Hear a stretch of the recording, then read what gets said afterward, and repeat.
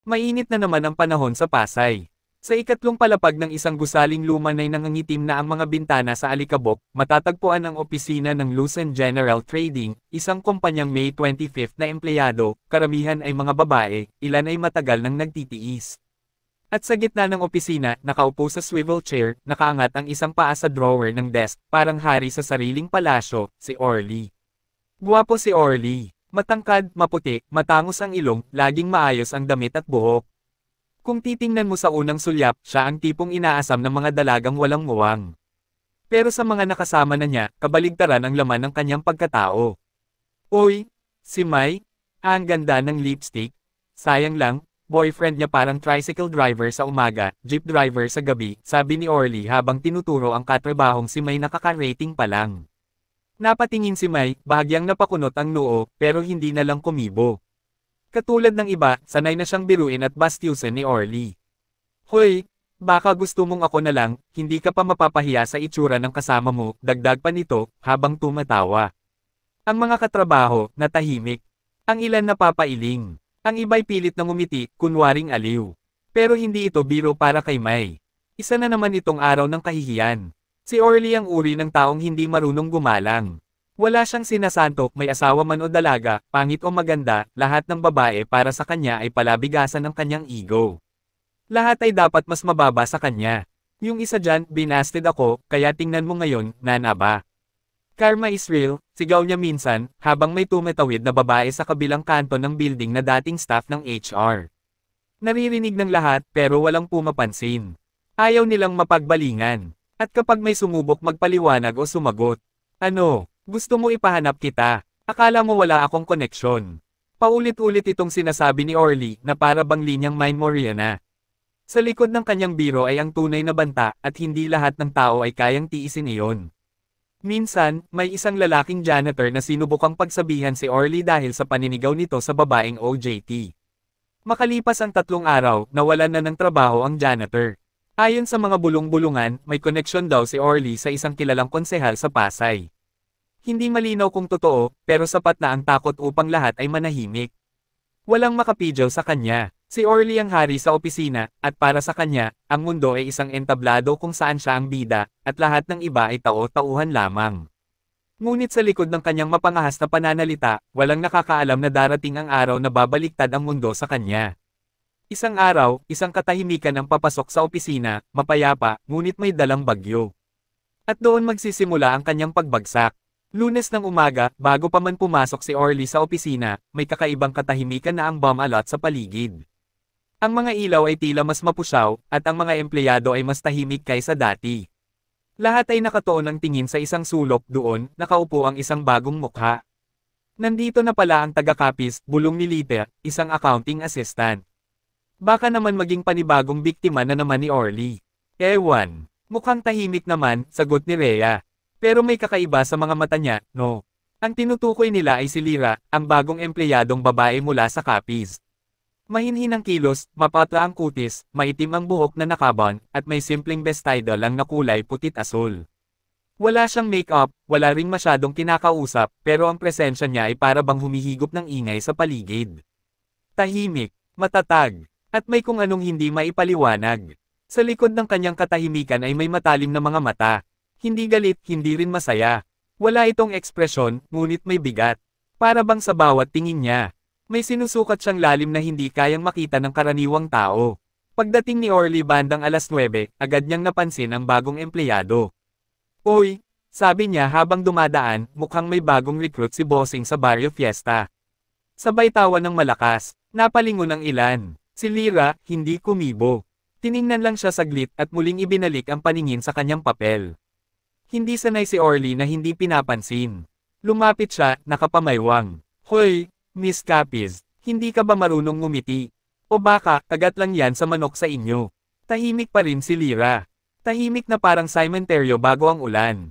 Ngunit sa ilalim ng mesa, hindi alam ni Orly na may marahang gumapang na puwersa. Isang alangas-ngas na malamig, dumaan sa sahig at dumampi sa kanyang sapatos. Napakunot ang noo niya. Ang lamig ng sahiga, bulong niya, sabay iling. Kinagabihan, habang naglalakad si Orly pauwi sa boarding house niya sa Leverisa, napansin niyang parang may sumusunod sa kanya. Huminto siya, lumingon. Walang tao. Ang mga ilaw sa kalsada ay isa-isang nagkikislapan. Pambihira, baka gutom lang ako, sabi niya sa sarili, sabay lakad muli. Pero hindi niya alam, simula ng araw na iyon, hindi na siya muling magiging kagaya ng dati. At sa kanyang panaginip ng gabing iyon, sa gitna ng dilim, nakita niya ang isang batang umiiyak habang sinusunog sa gitna ng palayan. At sa likod nito, isang babae na may mahabang itim na buhok, nakatingin sa kanya, tahimik. Kinabukasan, tila walang nagbago kay Orly. Wala siyang natatandaang kakaiba sa panaginip niya maliban sa kakaibang bigat na nararamdaman niya sa katawan. Hindi niya alam kung pagod lang o puyat, pero ramdam niya ang kilabot sa batok habang nagbibihis. Pagdating niya sa opisina, nakita niyang tahimik na nagkakape si Lyra sa pantry. Tulad ng dati, walang emosyon, walang imek. Ngunit sa halip na tantanan, ginanahan lalo si Orly. "Uy, ikaw na naman?" ani Orly, habang inaabot ang kape sa coffee machine. "Gising ka pa ba? O baka natutulog ka habang nakadilat?" Tahimik si Lyra. Tinitigan lang siya, matagal, pero walang iniwang sagot. "Bakit, na-offend ka?" Dagdag pa ni Orly, may mapanuksong ngiti. "Alam mo, kapag ganyan ang itsura, mas okay ng tahimik. At least hindi masyadong nakakahiya kapag may kasama." Napansin ng ibang staff ang pagtaas ng boses ni Orly. Si Lite at Rhea, tahimik na lang. Ayaw nang makialam. Pareho silang may nararamdamang hindi maganda, pero gaya ng nakasanayan, tiis na lang. Lumapit si Orly kay Lyra, halos magkadikit na ang mukha nila. "Hindi ka ba marunong sumagot, ha? Baka kailangan mong maturuan ng leksyon." Biglang may bumagsak na tasa mula sa estan. Walang hangin. Walang gumalaw. Sabay tumigil ang lahat ng tunog sa paligid. Tiningnan lang ni Lyra si Orly, dahan-dahan ang mga salita, may hangganan ang lahat ng mapang abuso. Hindi niya iyon pinansin. Umiling lang si Orly, nagbiro pa, "Okay, baliw. Pa-check up ka muna bago magtrabaho." Ngunit hindi pa tapos ang araw. Pagsapit ng hapon, habang inaasikaso ni Orly ang ilang dokumento sa mesa niya, naramdaman niyang tila may kumamaw sa kanyang batok. Pagkakamot niya, may napansing maliit na bukol. Anong? Maya-maya, isa pa sa likod. Isa sa pisngi. Isa sa balikat. Pagtingin niya sa cellphone, may tila munting tigyawat na nangangitim sa pisngi niya. Malaki. Bukod tangi. Pambihira, allergy ba to? Bulong niya. Sa banyo, tumingin siya sa salamin. At doon niya nakita, hindi lang isa, kundi 5, 6, 7, mga pulang bukol na parang tumutubong may sariling buhay. Kinagabihan, hindi siya mapakali sa higaan. Habang tumatakbo ang oras, parang sumisingaw ang init sa kanyang balat. Humapdi ang mga bukol, at ang kanang binti niya ay tila namamagan at hindi niya maigalaw. Nang silipin niya ito, para na itong naninilaw. Namamaga, nangangitim, at may amoy na maasim. Napahiyaw si Orly sa loob ng kanyang kwarto. Walang sumagot, wala siyang kasama, lahat ng kapitbahay, tulog. O baka, ayaw na lang makialam. At sa sulok ng kwarto niya, isang aninong babae ang nakatayo, hindi gumagalaw. Hindi kumikibo, ang parehong babaeng nakita niya sa panaginip. At nagsimula na ang tunay na bangungot. Madaling araw, basa ng pawis ang kama ni Orly. Habang natutulog, panay ang ungol niya sa sakit. Parang may libo-libong karayom na tumutusok sa kanyang balat. Hindi na niya maigalaw ang kanang paa, namamaga na ito at kulay abo, parang may punit na karne sa gilid na unti-unting bumubuka. Bumangon siya, nanginginig, at tinangka niyang tumayo. Ngunit paglapag ng kanang paa sa sahig, parang may nabaling buto sa loob. Napahiyaw siya sa kirot, dumukwang siya, humahabol ng hininga. Nang tingnan niya muli ang binti, may likidong kulay itim na lumalabas mula sa bukol. Parang nana na may halong usok. Anong klaseng? Bumunot siya ng cellphone. Tinawagan ang paborito niyang fixer, si Edwin. "Call, kilala mo yung babae sa opisina, yung taga-copies. Parang sinumpa ako, pare. Hanapin mo pamilya nun." Pero hindi sumagot si Edwin. Nang muli niyang tiningnan ang phone screen, wala na itong signal. Kahit anong pindot, kahit anong location, walang koneksyon. Parang pinutol ang mundo sa kanya. Kinabukasan, pinilit ni Orly na makapunta sa ospital. Ngunit kahit 2 klinik ang pinuntahan niya, parehong walang makapagsabi kung anong sakit ang meron siya. Antibiotics, walang epekto. Salve, wala ring epekto. Ang mga bukol sa mukha ay parang namumuhay mag-isa, gumagalaw, parang may maliliit na mata sa gitna. Doon na siya dinala ng takot sa huling opsyon, isang albularyo sa tondo na kilala ng ina niya, si Mang Tulom. Sa bahay ni Mang Tulom. Gabi, maulan. Habang binubuhat ni Orly ang sarili papunta sa bahay ni Mang Tulom, naramdaman niya ang pag-ikot ng hangin sa paligid. Tumigil siya sa harap ng isang lumang bahay na kahoy, walang ilaw, ngunit may amoy ng insenso at langis. Kumatok siya. Isa, dalawa. Sa pangatlo, bumukas ang pinto. Lumabas ang isang matandang lalaking kuba, may mahabang buhok at balbas, nakasuot ng lumang damit na tila mula pa sa panahon ng Kastila. Kayo po ba si Tulong? Ako si Orly. Kailangan ko ng tulong. May ginawa sa akin ang. Hindi pa siya tapos magsalita nang biglang lumalim ang boses ni Mang Tulong. Hindi ko kailangan pakinggan ang kasinungalingan mo. Napahinto si Orly. Kung ito'y epekto ng kulam, isa lang ang may kapangyarihang ganyan sa lungsod, at siya'y anak ko. Nanlaki ang mga mata ni Orly. Panipi tuldok-tuldok-tuldok. Si Lyra. Halos bulong niya. Tumanggaw si Mang Tulong. Anak ko si Lyra. At alam ko ang ginawa mo. Alam ko ang bawat salita ng pambabastos, ang bawat pangungutya. At ang kulam na inilapat niya sa'yo, hindi lang para parusahan ka.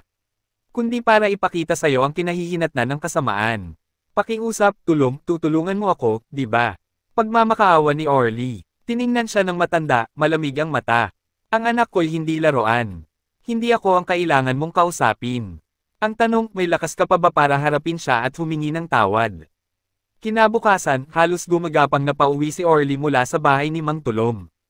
Mabigat ang katawan, nangangitim na ang kalahating bahagi ng kanyang mukha, at ang kanyang binti ay halos wala ng pakiramdam. Hindi siya pinatuloy ng albularyo. Hindi siya tinulungan. Hindi siya pinagbigyan. Ang natira sa kanya ay takot at panghihinayang. Hindi ako maniniwala na ganito lang to matatapos, bulong niya habang nakasakay sa tricycle. Ang driver, panay ang silap sa salamin. Marahil ay natatakot din sa itsura ng kanyang pasahero. Hindi na niya ito masisisi. Pagdating sa boarding house, sinubukan niyang magpahinga. Ngunit sa kanyang panaginip, naroon muli ang batang nasusunog sa gitna ng palayan. Sa tabi nito, nakatayo si Lyra, suot ang kaparehong bestidang putit-asol, ngunit ang mga matay pulang-pula. Nag-aapoy. Orly, anang tinig na parang dumadagendong. Ang paggalang ay hindi bagay na ipinagmamakaawa. Ito'y dapat kusa mong ibinibigay. Kinabukasan, pinilit ni Orly na pumasok sa opisina. Lahat ng mata nakatingin sa kanya. Halos hindi na siya makilala. Ang kanyang balat ay parang nabubulok, hindi na may tatago ng suot na face mask o jacket. Ang dating mapagmataas na lakad ay napalitan ng paile at pag-ungol sa bawat hakbang. Pagpasok niya sa opisina, biglang katahimikan. Walang bumati, walang lumapit. Sa sulok, naroon si Lyra, tahimik pa rin, nakaupot nagtatype sa kanyang desktop. Parang walang nangyari. Parang hindi siya ang dahilan ng lahat. Lumapit si Orly, pilit na nilalabanan ang kirot sa katawan. Lyra, basag ang boses niya. Hindi siya nilingon. Alam kong nasaktan kita. Alam kong sumobra ako, sa lahat ng ginawa ko sa'yo, sa iba, hindi ako perpektong tao. Pero ngayon ko lang naramdaman ang ganitong takot, ang ganitong sakit. At ang mas masakit pa, yung pagkilala ko sa sarili ko, kung gaano ako kababa. Unti-unting huminto sa pagtatype si Lyra. Ngunit hindi pa rin siya nagsasalita. Nagmamakaawa ako, patuloy ni Orly. Tulungan mo akong gumaling. Patawarin mo ako. Kahit hindi mo ako tulungan, sana lang, wag mo na akong parusahan pa. Doon palang dahan-dahang tumayo si Lyra. Hinarap siya, tahimik pero puno ng bigat ang tingin. Ang kulam ay hindi lang sumpa. Ito'y salamin, aniya. Hindi kita pinarusahan para lang gumanti. Pinarusahan kita para makita mo kung gaano kabilis mabulok ang ugat ng kasamaan kapag hindi naagapan. Nanlumo si Orly. Napaluhod siya. Kung tunay ang pagsisisi mo, dagdag ni Lyra, may pagkakataon ka pa. Pero hindi sa akin ka dapat humingi ng tawad. Napalunok si Orly. Kanino? Tumingin si Lyra sa buong opisina. Sa lahat ng taong dinumihan at pinagsamantalahan mo. Sa lahat ng nilate mo. Lahat ng ginawan mo ng karahasan, dahil ang tunay na paggaling, nagsisimula sa loob. 3 araw matapos ang pag-uusap nila ni Lyra, tuluyan nang hindi nakapasok si Orly sa opisina. Ang katawan niya ay lalong hamina, at ang mga sugat ay patuloy na lumalala. Kahit anong gamot o panalangin, walang epekto. Ngunit may isang bagay na nagsimulang magbago, ang kanyang loob. Hindi na siya sumisigaw. Hindi na siya nagmumura. Tahimik na lang siyang nananatili sa sulok ng kwarto niya, nilalabanan ng sakit, at inaalala ang bawat taong sinaktan niya, mga kasamahan sa trabaho, mga babaeng tinuwanan niya, mga lalaking pinagbantaan niya ng kamatayan. Paulit-ulit niyang binabanggit sa isip ang salitang hindi niya kailanman binigkas noon, patawad. Isang araw, pinilit niyang bumalik sa opisina, hindi upang magtrabaho, kundi upang humarap. Dala ang balot na binti, saklay, at nangangitim na balat, dumaan siya sa bawat mesa. Kay Lita, kay Rhea, kay Andrew, kay Marlon, lahat ng inapi at pinagbantaan niya. Pasensya na, hindi ko alam noon kung gaano kabigat ang mga salitang binibitawan ko. Ngayon, alam ko na, paulit-ulit niyang pahayag habang umiiyak. Hindi lahat ay tumanggap ng kanyang paghingi ng tawad. Ang iba, tumanggo lang. Ang iba, hindi siya pinansin. Pero may ilan, katulad ni Rhea, na lumapit at niyakap siya, at sinabing, salamat sa kahit paano'y pagkilala sa pagkakamali. Pagkatapos, hinarap niya si Lyra. Walang salita ang namagitan sa kanila. Tumanggo lang si Orly. Tumanggo rin si Lyra. Walang ngiti, pero sapat na ang pagtanggap. Kinagabihan, habang mag-isang nagpapahinga si Orly, naramdaman niyang tila may malamig na hangin na humaplo sa kanyang noo. Isinara niya ang mga mata. Sa loob ng ilang minuto, parang nawala ang kirot. Unti-unting nawala ang hapdi ng mga bukol, at sa kauna-unahang pagkakataon sa halos 2 linggo, nakatulog siya ng mahimbing. Kinabukasan, pagdilat ng kanyang mata, nakita niyang ang mga sugat sa kanyang binti ay tuyo na. Hindi pa man lubos ang paggaling, ngunit halata ang pagbabago. Ang itim sa balat ay naging kayumanggi. Ang mga tigyawat sa mukha ay natuyo na rin. Nakatayo siyang mag-isa, walang saklay. Sa salamin, nakita niya ang sarili, hindi ang dating Orly na mayabang at mapagmataas, kundi isang lalaking bakas sa mata ang kabab ang loob at pagkilala sa pagkatao. Lumipas ang 3 buwan. Si Orly ay hindi na bumalik sa dating trabaho. Sa halip, nagsimula siyang tumulong sa isang community center sa Pasay na tumatanggap ng mga kabataan mula sa probinsya. Isa siyang tagapayo roon, hindi para magturo kung paano maging matalino o mahusay, kundi para ipasa ang leksyon ng pagpapakumbaba. Si Lyra, hindi na muling nakita ng marami sa opisina. Ngunit ang balita'y bumalik siya sa Capiz kasama ang ama niyang si Mang Tulom upang ipagpatuloy ang paghilom at panggagamot.